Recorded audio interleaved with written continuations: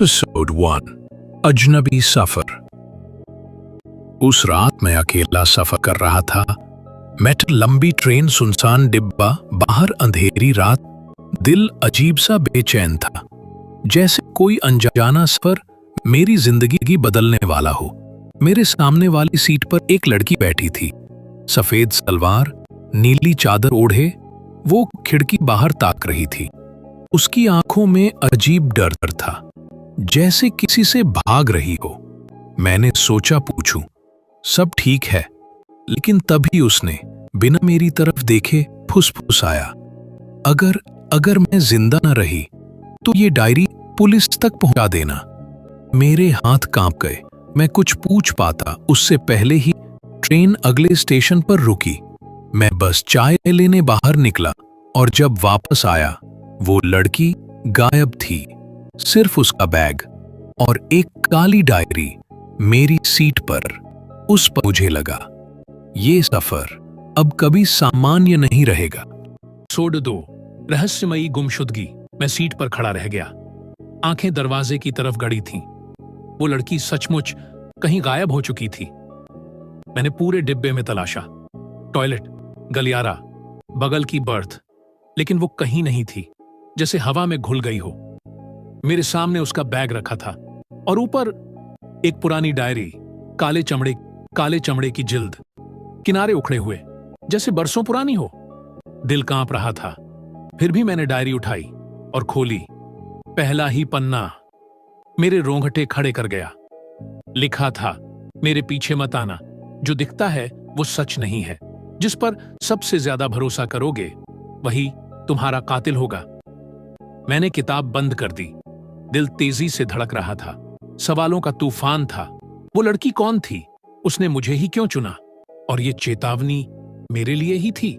मैंने सोचा, शायद ये बस मेरी कल्पना है, लेकिन तभी मुझे साफ सुनाई दिया, कदमों की आहट, जैसे कोई अंधेरे में मेरा पीछा कर रहा हो। एपिसोड 3 डायरी का राज। कदमों की आहट धीरे धीरे थम गई। मैंने हिम्मत करके पीछे देखा, लेकिन वहां कोई नहीं था, बस अंधेरा और खाली गलियारा। मैं अपनी सीट पर लौट आया। डर और जिज्ञासा दोनों बराबर थे। आखिरकार मैंने डायरी दोबारा खोली। अंदर कुछ नाम लिखे थे, नाम जो मेरे लिए अजनबी नहीं थे, क्योंकि उनमें से एक नाम मेरे ही शहर का था। एक ऐसा इंसान जिसे मैं रोज देखता था। डायरी में लिखा था, इन नामों में से 2 लोग अब जिंदा नहीं हैं, मौत उन्हें ढूंढ लेती है। तीसरा अगला शिकार होगा। हम मेरे हाथ कांप रहे थे। क्या यह बस एक खेल था या सचमुच कोई कत्लेआम की लिस्ट बना रहा था? लेकिन सबसे बड़ा झटका तो तब लगा जब मैंने पन्ने के कोने पर लिखा अपना ही नाम देखा। हां, मेरा नाम। मैंने किताब गिरा दी। सवाल सीधा था, क्या मैं अगला शिकार हूं? एपिसोड 4 पीछा करने वाला साया। मैंने डायरी फिर से बैग में रख दी, लेकिन दिल अब भी बेचैन था। पन्नों पर लिखा मेरा नाम जैसे मेरी सांसें रोक रहा हो। केप्टा। स्टेशन आया। मैं उतरा। सोचा थोड़ा पानी लूं, शायद दिमाग शांत हो। लेकिन मुझे साफ सुनाई दिया, पीछे से किसी के कदमों की आहट, धीरे धीरे, लगातार।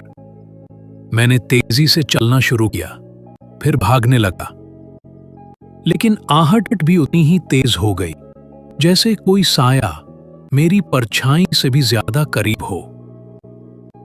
मैंने हिम्मत करके पीछे मुड़कर देखा। एक लंबी काली परछाई अंधेरे में खड़ी मुझे घूर रही थी। मैं चीखना चाहता था, लेकिन आवाज गले में अटक गई। वो परछाई धीरे धीरे मेरी तरफ बढ़ने लगी।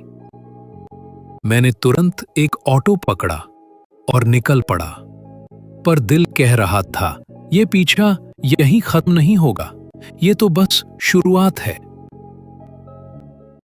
ऑटो से घर पहुंचा। दिल अब भी धड़क रहा था। मन में सिर्फ वही परछाई घूम रही थी और वो डायरी जिसके हर पन्ने में मौत की गंध थी। मैंने सोचा अकेले पागल हो जाऊंगा, तो मैंने सबसे करीबी दोस्त को सब बता दिया। डायरी दिखाते हुए कहा, देख, इसमें लिखा है कि मैं अगला शिकार हूं। वो हंसने की कोशिश करता है, पर उसकी आंखों में डर साफ दिख रहा था। डायलॉग: दोस्त दबे स्वर में, यार ये सब मजाक नहीं लग रहा, डायरी को भूल जा, कल ही पुलिस को दे दे, वरना तू सच में फंस जाएगा। उसकी बात सही थी, लेकिन न जाने क्यों दिल मानने को तैयार नहीं था।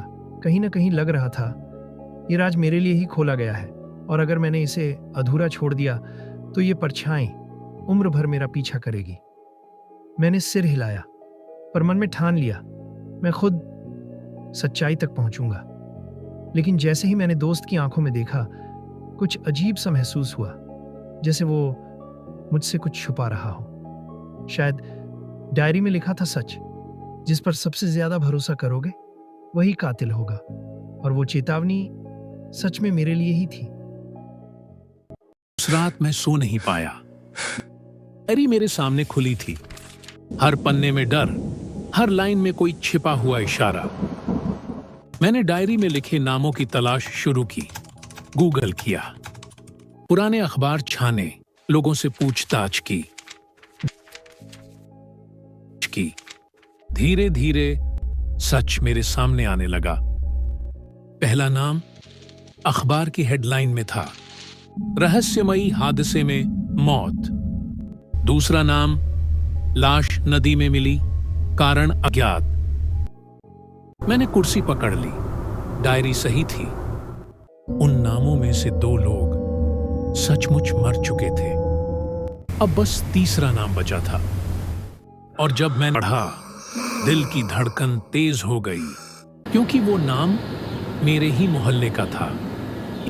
एक ऐसा शख्स जिसे मैं रोज देखता था, चाय की दुकान पर बैठा। सवाल बढ़ते जा रहे थे, क्या वो लड़की कोई भविष्यवाणी जानती थी, या फिर ये सब एक खतरनाक खेल था, एक ऐसा खेल जिसमें मैं धीरे धीरे फंसता जा रहा था। तभी अचानक मेरा फोन बजा, एक अनजान नंबर। मैंने कांपते हाथों से कॉल उठाया, और उस पार से एक ठंडी आवाज आई, डायरी बंद कर दे, वरना अगला नंबर तेरा है।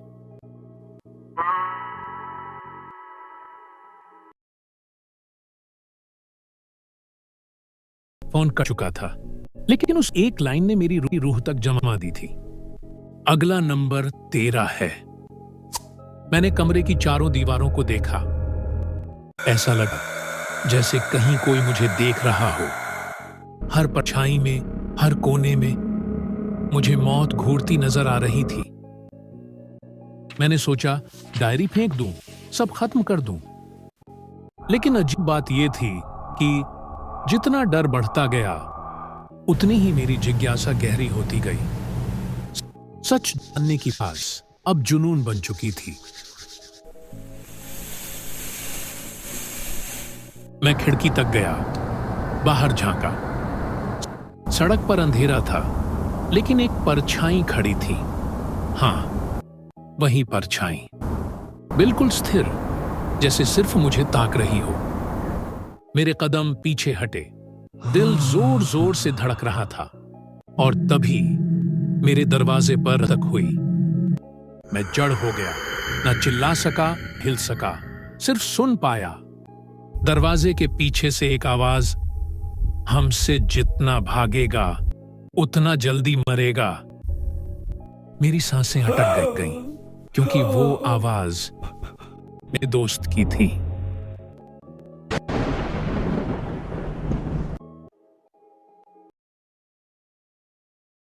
उस रात मैं बिस्तर पर पड़ा रहा। दोस्त की आवाज कानों में गूंज रही थी। क्या सचमुच वही मेरे खिलाफ था, या फिर डर ने मुझे पागल बना दिया था? मैंने कांपते हाथों से डायरी दोबारा उठाई। पन्ने पलटते पलटते एक आधा फटा हुआ कागज नीचे गिरा, जैसे किसी ने जानबूझकर छुपाया हो। उस पर सिर्फ 2 लाइनें लिखी थीं।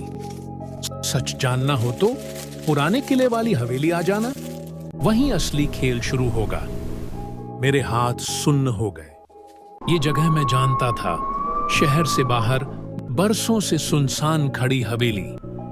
लोग कहते थे वहां भूत है, मौत है, और अब लगता था वहां मेरा सच भी है। मैंने निश्चय कर लिया, कितना भी डर लगे कल रात वहीं जाऊंगा। लेकिन जैसे ही मैं कागज वापस डायरी में रखने लगा, ये चौड़ी रह गई, क्योंकि डायरी के आखिरी पन्ने पर मेरी एक तस्वीर चिपकी थी। हाँ, मेरी ही तस्वीर। नीचे लिखा था, अगला शिकार तय है। आधी रात को मैं उस सुनसान हवेली पहुंचा। टूटे दरवाजे, जाले और दीवारों पर उखड़ा हुआ रंग लग रहा था जैसे सदियों से कोई आया ही नहीं। दिल कांप रहा था, फिर भी कदम अंदर बढ़ गए। फर्श चरमरा रहा था और हर परछाई मुझे घूरती महसूस हो रही थी।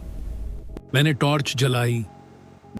धूल और अंधेरे के बीच अचानक एक हल्की आहट सुनाई दी, जैसे किसी के कदम मेरे ही आसपास गूंज रहे हों।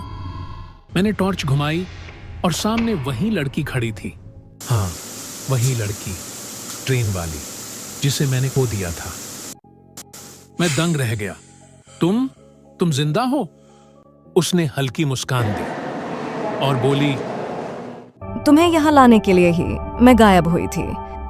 मैं पीछे मुड़ा और देखा अंधेरे से कई लोग बाहर आ रहे थे। उनके चेहरे बहे थे। उनमें से एक चेहरा मेरा सबसे करीबी दोस्त था। उसकी आंखों में वही परछाई थी। मैं इतने दिनों से भाग रहा था।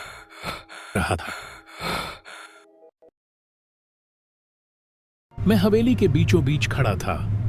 सामने वो लड़की और चारों तरफ घेर कर खड़े लोग। सबके बीच मेरा सबसे करीबी दोस्त। उसकी आंखों में देखकर मैं टूट गया। तू भी इसमें शामिल है? वो हंसा, वही हंसी जिसे मैंने सालों तक अपनी दोस्ती समझा।